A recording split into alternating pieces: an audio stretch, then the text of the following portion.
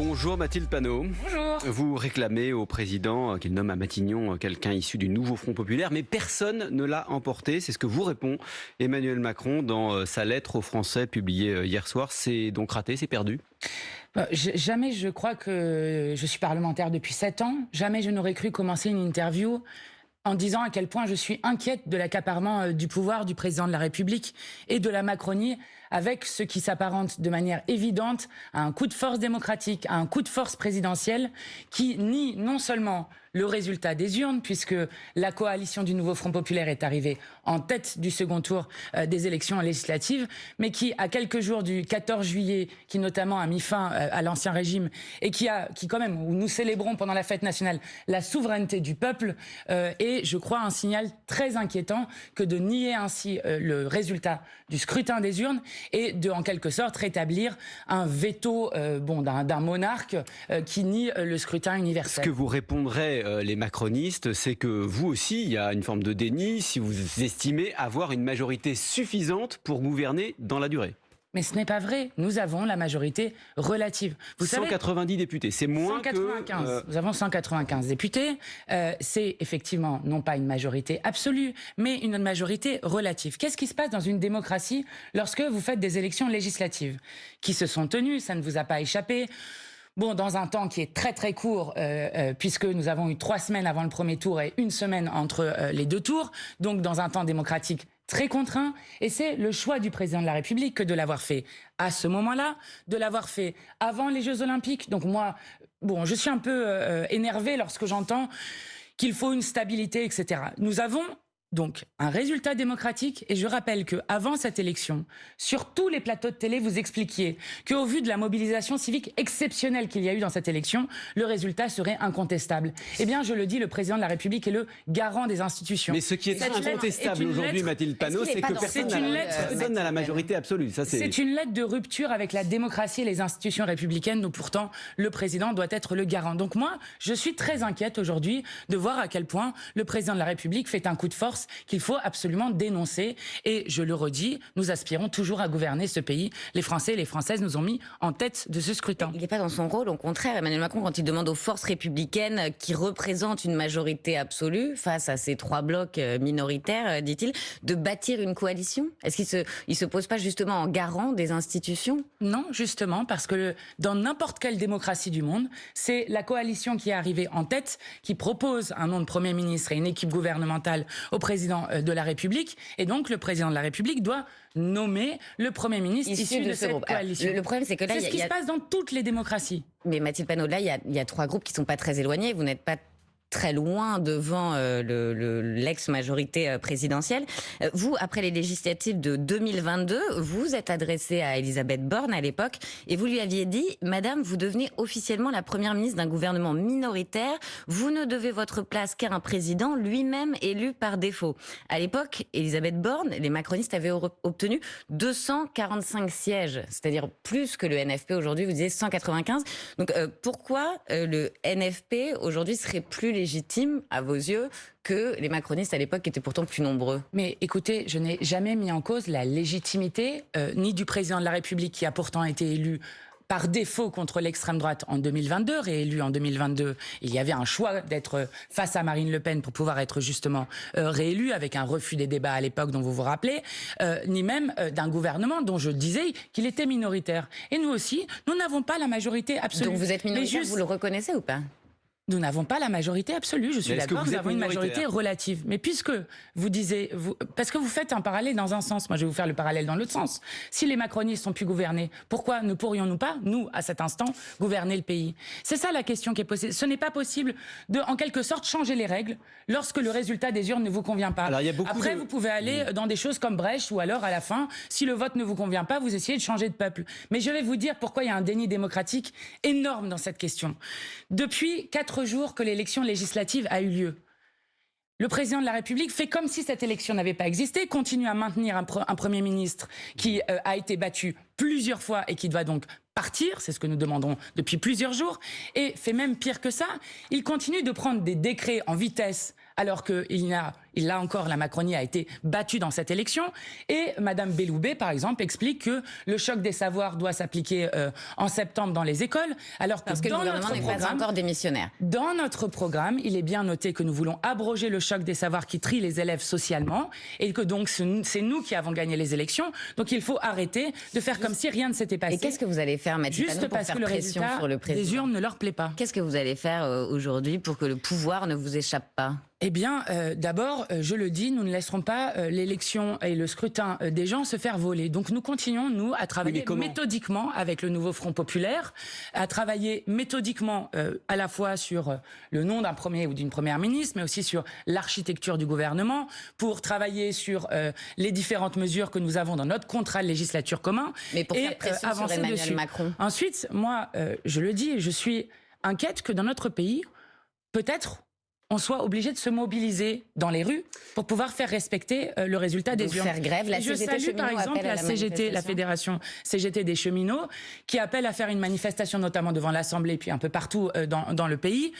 Je pense que c'est important pour dire au c'est démocratique ça. Il faut respecter le résultat des urnes. Que la rue vienne faire pression, c'est une question. Oui, la manifestation est démocratique. Oui, la manifestation fait partie même de la démocratie intégrante. C'est comme ça qu'on a gagné des nouveaux droits.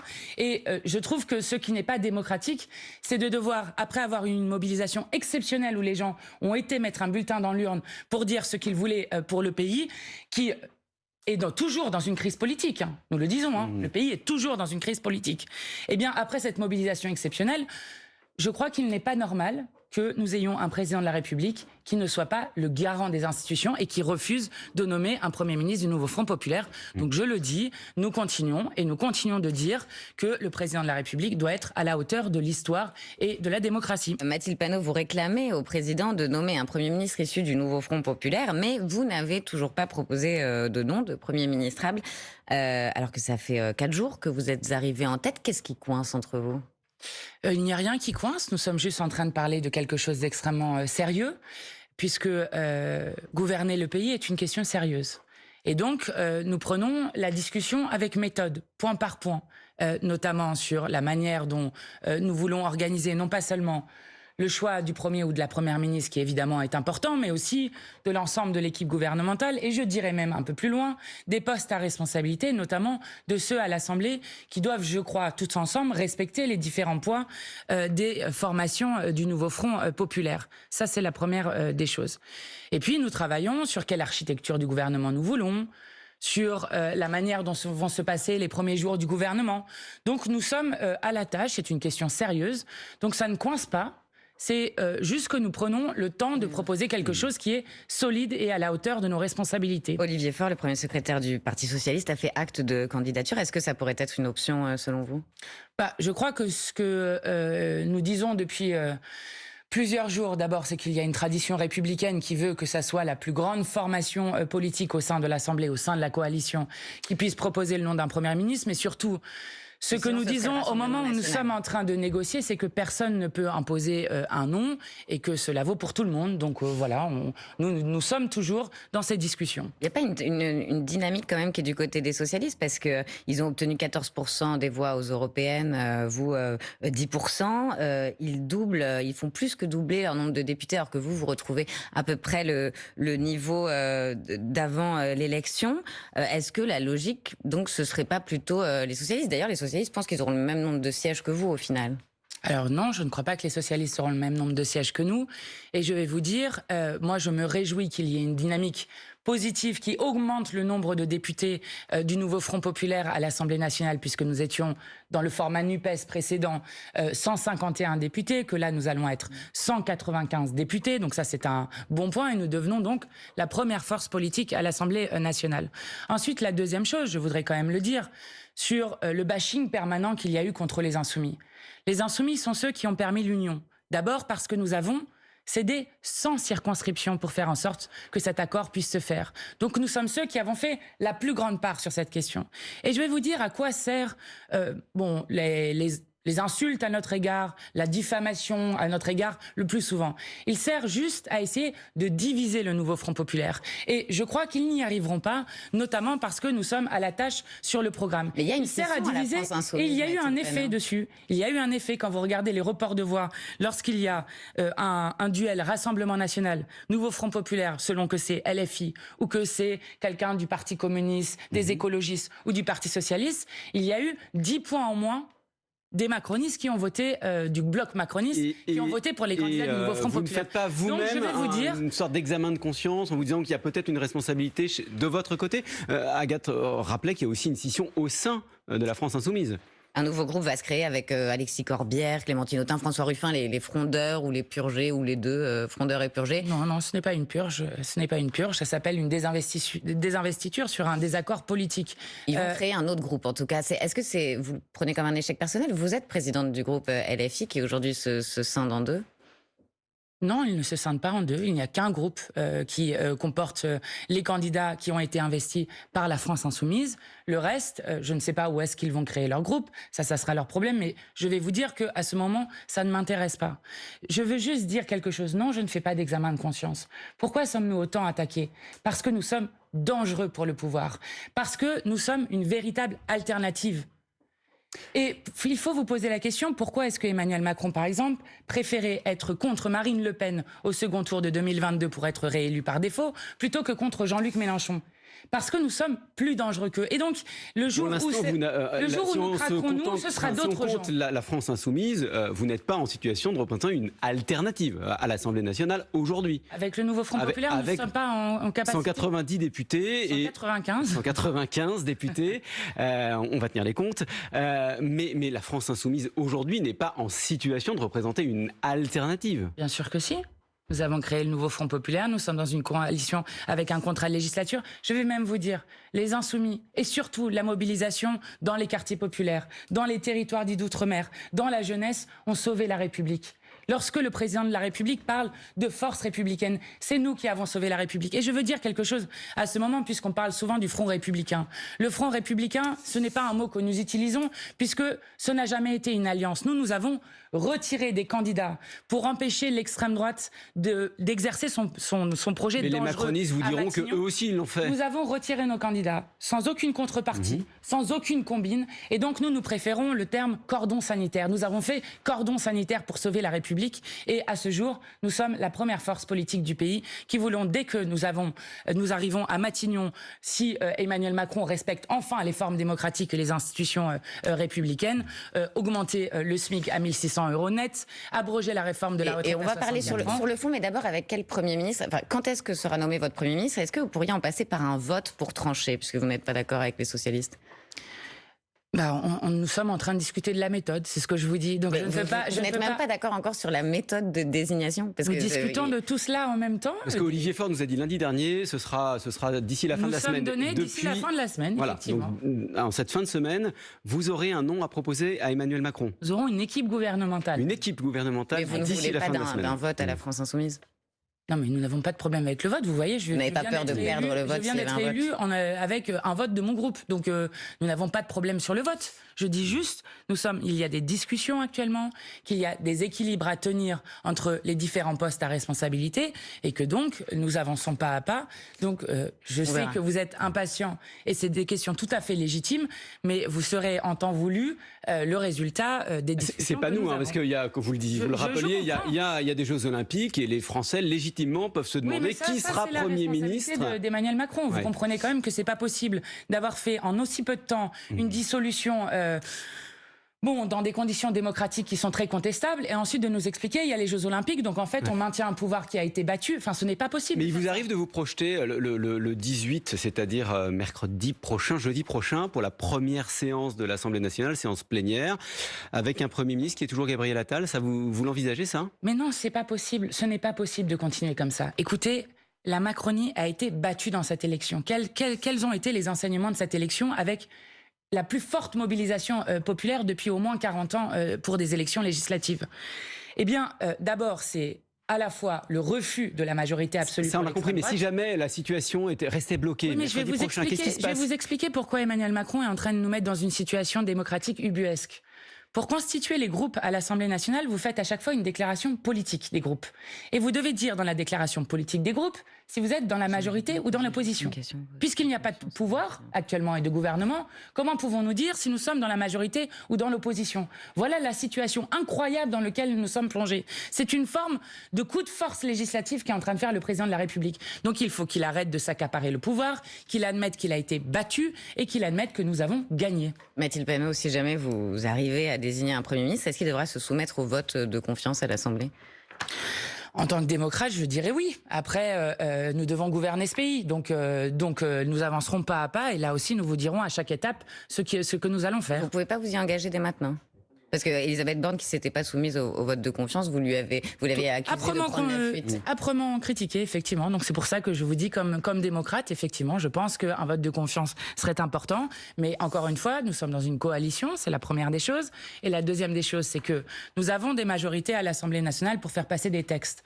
Lorsque nous parlons à la fois de l'abrogation de la réforme de la retraite à 64 ans, qui n'a jamais été votée dans ce pays, puisque c'est imposé par 49.3, puisque l'Assemblée nationale précédente allait faire battre cette réforme de la retraite à 64 ans, qu'ils sont passés en force, y compris contre l'ensemble du peuple. Nous avons une majorité pour cela. Pour la taxation des super-profits, je crois que notamment le MoDem était très impliqué sur cette question. Nous pouvons avoir des majorités sur cette question-là. Nous texte pouvons... par texte. Oui, exactement. Et chaque groupe politique prend ensuite ses responsabilités. Vous disiez que vous alliez gouverner texte par texte, trouver des majorités. Vous avez aussi expliqué que vous alliez gouverner par décret. Olivier Faure, le patron du PS, a même évoqué le 49.3.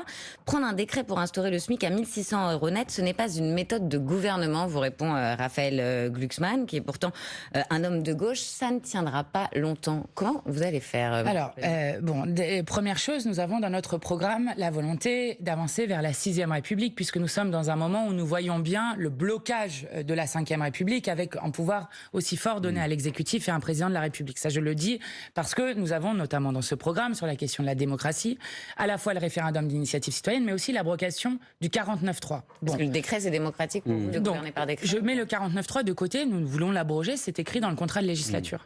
Ensuite, sur le décret, mais évidemment, nous pouvons gouverner par décret. Vous savez, le SMIC, c'est un décret. Nous ne pouvons pas faire autrement que d'augmenter le SMIC par décret. Donc, nous avons... Pourquoi est-ce démocratique? Pour deux raisons. La première chose, nous avons été extrêmement clairs sur ce que nous allions faire. Le contrat de législature est disponible en ligne. Nous sommes les seuls à avoir chiffré ce programme, qui a été soutenu par 300 économistes, dont la prix Nobel de l'économie, Esther Duflo. Donc, ça, c'est la première chose. Les Français ont voté pour ce programme. Donc, nous voulons le respecter entièrement. Ça, c'est la première chose. Deuxième chose, ceux qui font des leçons de morale, j'ai entendu Yael Braun-Pivet, par exemple, ça me semble être vraiment l'hôpital qui se moque de la charité. Je ne sais pas si vous vous rendez compte, 23-49-3 de leur part, un pouvoir d'un autoritarisme absolu, une répression de l'ensemble des mouvements sociaux. Donc je crois que je n'ai aucune leçon démocratique à recevoir d'un pouvoir qui est d'ailleurs historiquement responsable non seulement de la montée de l'extrême droite, mais de la situation dans laquelle se trouve le pays actuellement. Mathilde Panot, vous dites les Français ont voté pour ce programme. Oui. Le gouverneur de la Banque de France, ce matin sur France Info, François Villeroy de Galhau, appelle à reconnaître les exigences du réel sur les coûts salariaux excessifs pour les entreprises. Vous proposez le SMIC à 1 600 €. Comment est-ce que vous répondez à cet appel à reconnaître les exigences du réel? À chaque fois que nous avons voulu faire des conquêtes ou des avancées pour les droits des travailleurs, dans toute l'histoire de notre pays, vous regardez au moment de 1981, vous regardez au moment justement du Front populaire en 1936, à chaque fois on nous a expliqué que c'était impossible. Je vais vous dire pourquoi c'est intéressant d'augmenter le SMIC dans ce pays et ensuite de faire une conférence salariale sur les autres salaires. Pourquoi est-ce intéressant? D'abord parce que 53% de l'activité économique de notre pays, c'est la consommation populaire. Et lorsque vous redonnez des moyens aux gens pour qu'ils puissent vivre dignement, eh bien, vous relancez aussi la consommation populaire et donc le carnet de commandes des très petites et moyennes entreprises. Avec 30 000 à 500 000 emplois, les évaluations sont très diverses, mais détruits des emplois détruits en raison de cette je vais mesure. même vous dire, ça va même, non seulement ça crée de l'emploi, mais ça crée de l'attractivité sur les emplois. Vous avez vu à quel point nous n'arrivons pas, par exemple, à recruter un certain nombre de métiers qui sont pourtant indispensables pour notre société parce qu'ils ne sont pas assez bien payés. Ce sont surtout les femmes, d'ailleurs, qui sont payées au SMIC. 60% des personnes payées au SMIC sont des femmes. Donc c'est quelque chose qui est très important dans ce pays. Donc moi, je n'accepte pas qu'on nous explique à chaque fois qu'il serait impossible de vivre mieux dans ce pays, qu'il serait impossible de partager les richesses. Et je le dis puisque c'est une question qui nous est souvent posée, puisque je sais qu'il y a des TPE-PME qui ne peuvent pas, au premier abord, avant que cet effet économique se fasse sentir, du carnet de commandes qui permet justement à la fois de réembaucher et d'avoir une activité qui fonctionne bien. Eh bien, nous proposons donc une caisse de péréquation qui permet que les grandes entreprises aide pour les petites entreprises et notamment en réorientant comment les plus de 200 milliards d'aides publiques aux entreprises qui sont données chaque année sans contrepartie et dont France Stratégie elle-même explique que ces milliards d'aides aux entreprises données chaque année se retrouvent à la fin principalement dans les dividendes versés aux entreprises du CAC 40. Donc nous pouvons réorienter cet argent qui permettra au contraire d'aider les petites et les très petites entreprises qui, je le rappelle, sont le tissu économique essentiel de notre pays. Mathilde Panot, vous accusez le gouvernement d'être responsable de la montée du Rassemblement national. Vous, à gauche, vous n'avez aucune responsabilité. Parce que François Ruffin régulièrement pointe le fait que la gauche ne s'adresse plus aux classes populaires. Et il a critiqué en particulier la stratégie de la France insoumise, qui plutôt que de tenter de récupérer ces classes populaires, a tout misé sur les quartiers, sur la jeunesse diplômée. Depuis 2 ans, LFI, c'est la stratégie de Terra Nova avec le ton du nouveau parti anticapitaliste. En fait, il dit vous vous adressez aux bourgeois en creux. Non, alors déjà, ce n'est pas vrai. Sinon, comment aurions pu nous gagner cette élection si il n'y avait pas eu une stratégie qui, justement, visait à convaincre et à convaincre toujours plus largement. Donc, nous continuons de le faire. Ça, c'est le premier point sur lequel je voulais répondre. Et quel était le début de votre question, excusez-moi? Est-ce que vous vous adressez encore aux classes populaires? Parce que vous accusez Emmanuel Macron d'être responsable. Vous n'avez pas une responsabilité Macron. Moi, je vais vous dire la vôtre. Non, mais d'accord. Mais vous n'y êtes pour rien. La montée du RN sur des terres de gauche, Mathilde Panot. Nous sommes en train, et demandez à François Ruffin, c'était lui qui était sur sa circonscription, mais je vais vous dire. Et il a gagné. Nous redonnons le goût de la politique à des millions de personnes dans ce pays. À des millions de personnes. Peut-être ne le savez-vous pas, mais la nouvelle classe ouvrière de ce pays est aussi racisée. Et donc, nous tenons l'ensemble de nos bouts. Je vais vous dire pourquoi nous n'avons pas de responsabilité dans la montée de l'extrême droite. Et même, c'est pas que nous n'avons pas de responsabilité, c'est nous qui faisons reculer l'extrême droite, comme nous venons de le faire à ces élections. Mais les personnes qui aujourd'hui votent pour le Rassemblement national font partie de classes sociales qui hier votaient pour la gauche et votent plus pour la gauche aujourd'hui. Ça se voit. De leur parler ou vous Mais écoutez, nous avons réussi à avoir dans la jeunesse un vote massif pour le nouveau Front populaire, dans des quartiers populaires qui, je le rappelle, ont les mêmes problématiques. Non, mais vous nous parlez du Parti populaire, nous vous parlons des circonscriptions qui hier étaient à gauche et qui aujourd'hui sont au Rassemblement national. Vous ne vous dites pas que vous avez une responsabilité? Mais non. Écoutez, il y a une course de vitesse entre l'extrême droite et nous. Mais qui est responsable de ça? C'est nous qui sommes au pouvoir depuis 7 ans? Je ne crois pas. C'est nous qui avons dit immigrationniste, qui est le mot de l'extrême droite, en parlant du nouveau Front populaire? Non, c'est Emmanuel Macron. C'est nous qui avons réhabilité Pétain et Maurras? Non, c'est Emmanuel Macron. C'est nous qui avons fait une loi immigration avec le programme de Jean-Marie Le Pen et qui est passé avec les voix du Rassemblement national. Non, là aussi, c'est Emmanuel Macron. Donc, je crois qu'il faut être sérieux dans cette affaire. Oui, il y a une course de vitesse contre l'extrême droite dans ce pays et nous avons réussi à déjouer l'impossible en faisant à la fois le nouveau Front populaire et en gagnant ces élections alors qu'aucun sondage ne nous donnait gagnant nulle part et donnait l'extrême droite en tête. Donc, nous pouvons réussir à les faire reculer. C'est ce que nous faisons, nous. Mathilde Panot était l'invitée de France Info ce matin. Merci à vous. Merci. Je vous laisse en compagnie d'Agathe Lambré.